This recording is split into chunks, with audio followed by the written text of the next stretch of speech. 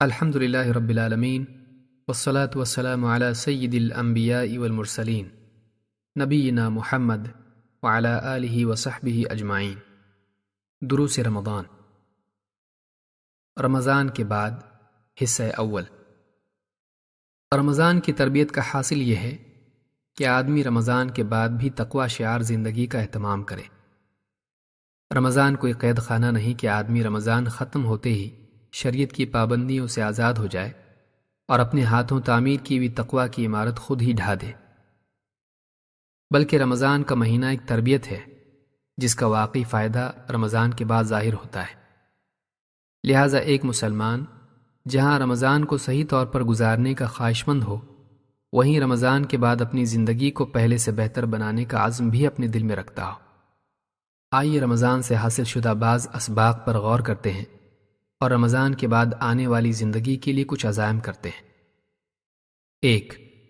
وقت کی قدر۔ رمضان کے ختم ہوتے ہی اکثر لوگوں کو اس چیز کا شدید احساس ہوتا ہے کہ رمضان کا مہینہ آیا اور چلا گیا۔ بہت سے لوگ اس مہینے کے خاتمے پر افسوس اور ندامت کا اظہار کرتے نظر آتے ہیں کہ کاش ہم اس مہینے سے بھرپور فائدہ اٹھاتے، کاش ہم اپنے اوقات کو ضائع نہ کرتے۔ عبادات کا اہتمام کرنے والے بھی اسی احساس جرم میں مبتلا نظر آتے ہیں کہ کاش ہم اپنے اوقات کی مزید بہتر تنظیم کرتے اور اس مہینے کی برکات سے خوب مستفید ہوتے۔ رمضان کا خاتمہ زندگی کی قدر سمجھاتا ہے۔ وہ زندگی کے خاتمے کو یاد دلاتا ہے کہ جس طرح رمضان تیزی سے نکل گیا، اسی طرح یہ زندگی بھی تیزی سے نکل جائے گی۔ جس طرح رمضان کا ختم ہو جانا افسوس اور ندامت کا سبب بنا، اسی طرح زندگی کے اس قیمتی موقع کو ضائع کرنے والے بھی آخرت میں افسوس کرتے دکھائی دیں گے، لیکن اس وقت ان کی حسرت اور ندامت بے قیمت ہو کر رہ جائے گی۔ وہ ایک اور موقع اللہ سے مانگیں گے، لیکن انہیں کوئی موقع نہیں دیا جائے گا۔ اللہ تعالیٰ نے ان لوگوں کا حال بیان کرتے ہوئے فرمایا، وَلَوْ تَرَى إِذِ الْمُجْرِمُونَ نَاكِسُو رُؤُوسِهِمْ عِنْدَ رَبِّهِمْ رَبَّنَا أَبْصَرْنَا وَسَمِعْنَا فَارْجِعْنَا نَعْمَلْ صَالِحًا إِنَّا مُوقِنُونَ۔ اور کاش کہ تم مجرموں کا حال دیکھتے جب وہ اپنے رب کے سامنے سر جھکائے کھڑے ہوں گے۔ وہ کہیں گے، اے ہمارے رب، ہم نے دیکھ لیا اور سن لیا، بس تو ہمیں دنیا میں واپس بھیج دے تاکہ ہم نیک عمل کریں۔ اب ہم یقین کرنے والے ہو گئے ہیں۔ سورۃ السجدہ آیت نمبر 12۔ لیکن قیامت کے دن ان کا یہ مطالبہ پورا نہیں کیا جائے گا اور وہ جہنم کے گڑھے میں پھینک دیے جائیں گے۔ آدمی کو چاہیے کہ وہ اس سے سبق و عبرت لے۔ وہ اس بات کا خیال رکھے کہ کہیں رمضان کی طرح اس کی زندگی بھی ختم نہ ہو جائے اور وہ اپنی سستی اور بے عملی پر افسوس کرتا رہ جائے، پھر نہ افسوس اس کے کچھ کام آئے اور نہ فریاد۔ 2. نیک اعمال پر دوام۔ رمضان اس لیے نہیں کہ آدمی ایک مہینے کے لیے دیندار بن جائے اور مہینہ ختم ہوتے ہی دینداری کا لباس اتار دے، بلکہ رمضان کا تقاضا یہ ہے کہ آدمی مہینہ بھر جس طرح نیک اعمال کرتا رہا، مہینہ ختم ہو جانے کے بعد بھی اس اہتمام کو باقی رکھے۔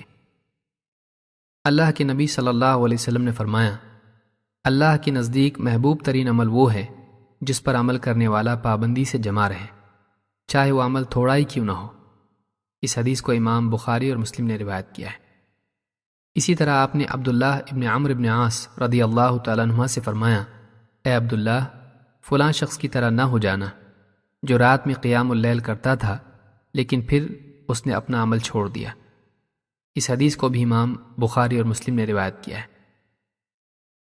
اس سے معلوم ہوتا ہے کہ عمل چاہے فرض ہو یا نفل، اللہ تعالیٰ کو محبوب یہ ہے کہ آدمی اس پر مداومت اختیار کرے۔ 3. دینی ماحول سے جڑے رہنا۔ رمضان المبارک کا دینی ماحول ایک بے عمل کو بھی عمل پر کھڑا کر دیتا ہے۔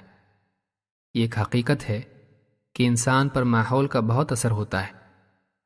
یہ دینی ماحول ہی کی برکت ہے جو ایک انسان کے باطن کو ایمان و تقوی سے منور کرتی ہے اور اس کے ظاہر کو اللہ کی طاعت سے مزین کرتی ہے۔ لہذا رمضان کے بعد بھی دینی مجالس میں ضرور حاضر ہونا چاہیے۔ اہل علم کے دروس اور وعظ و نصیحت کی مجالس میں حاضری کا خاص اہتمام کرنا چاہیے۔ ان مجالس میں حاضری سے آدمی کا دل نرم ہوتا ہے اور اس میں اپنے احتساب اور اپنی اصلاح کا جذبہ پیدا ہوتا ہے۔ انس بن مالک رضی اللہ تعالیٰ عنہ فرماتے ہیں کہ اللہ کے رسول صلی اللہ علیہ وسلم کو آپ کے صحابہ سے کوئی ناگوار بات پہنچی تو آپ نے خطبہ دیا۔ آپ نے فرمایا، جنت و جہنم میرے سامنے پیش کی گئی، میں نے خیر و شر میں آج کے دن کی طرح کوئی دن نہیں دیکھا، اور اگر تم جان لو جو میں جانتا ہوں تو تمہاری ہنسی کم ہو جائے اور تمہارا رونا بڑھ جائے۔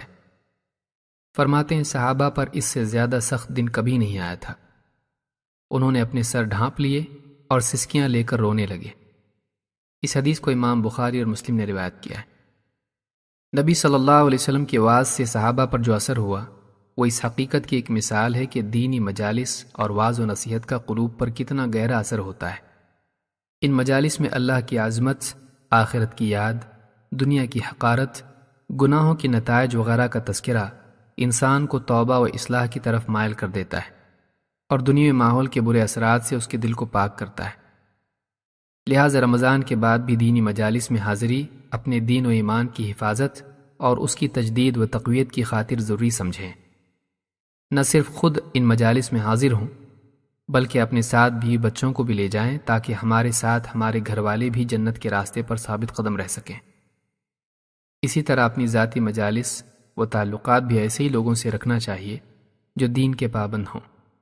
اللہ کے نبی صلی اللہ علیہ وسلم فرماتے ہیں، آدمی اپنے دوست کے دین پر ہوتا ہے، لہٰذا تم میں سے ہر شخص دیکھ لے کہ وہ کس کو اپنا دوست بنائے ہوئے ہے۔ اس حدیث کو امام ابو داؤد اور ترمذی نے روایت کیا ہے۔ اقول ھذا واستغفر اللہ لی ولکم۔